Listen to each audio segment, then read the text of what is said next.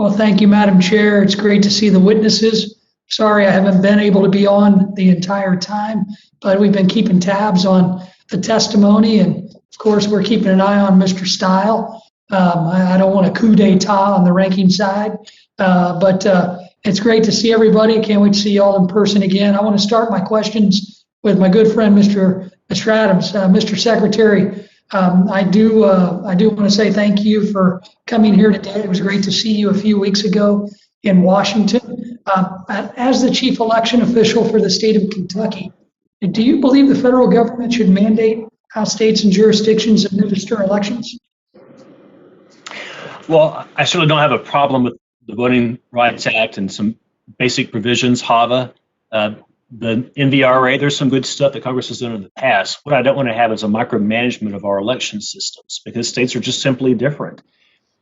That's my first argument. My second argument is with respect to Congress, I think we do a better job at the state level of finding space across the aisle to actually work with each other and get things done. It's a less toxic atmosphere than what you have in Washington. Well, I mean, it's pretty easy to get a less toxic atmosphere anywhere compared to Washington, D.C. But, you look at the last two election cycles, Mr. Secretary, we saw record midterm turnout in 2018 and record presidential year turnout in 2020. And the Democrats on this committee have not been able to produce a single voter whose vote was suppressed.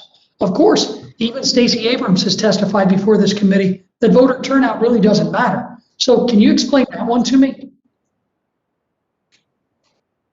I'm sorry, what was the last part of your question? I said even Stacey Abrams testified before this committee that voter turnout, that it doesn't really matter. So I'm at a loss. Can you explain how that makes sense when we've had record turnout, have not been able to see, this committee has not been able to put forth a single voter whose vote was suppressed, and their leading voice on voter suppression, Ms. Abrams, said that voter turnout doesn't matter. I think it does. Do you?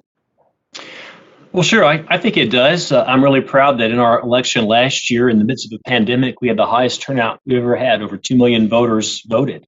And I'm proud of it. I took actually some hits from my side of the aisle for some decisions I made to make voting easier, but we did it in a way that protected the security of our elections, its integrity, and we made voting easier. We expanded early voting.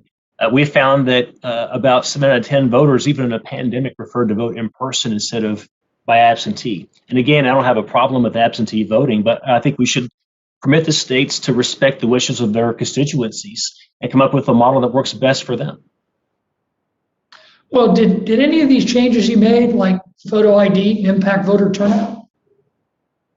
Well, interestingly, the first law that I got passed was a photo ID to vote law. That was an issue that I ran on, and there were chicken little concerns about the sky falling and so forth, but we actually didn't find that disenfranchised anybody. We actually had, again, a record turnout notwithstanding that. Now, to be clear, our voter ID law was very humanely drafted. We went over backwards to sit down with interest groups on both sides and make sure that we didn't have anything in there that would unduly prevent anyone from voting. So we were very humane in how we did it. But the fact is, we implemented it in a pandemic even, and we still managed to ensure people got to vote, but we verified who they were first.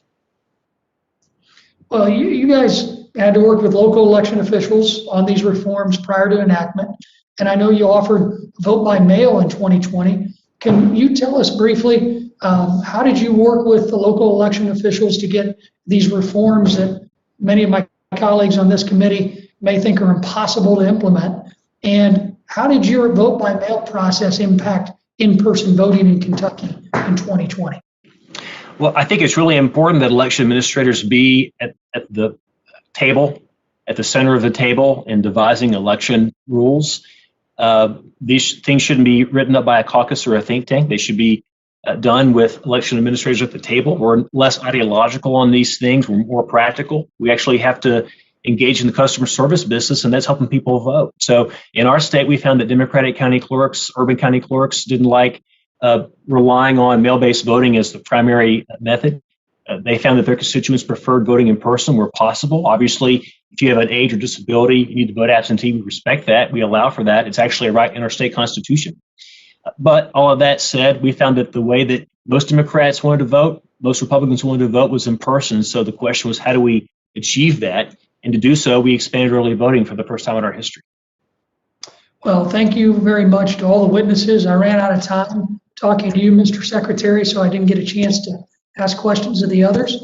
I appreciate the opportunity, Madam Chair. I'm going to have to jump off. So thanks again, everyone.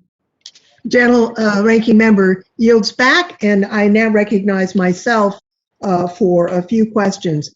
Dean Takagi, it's been alleged that if Congress exercises its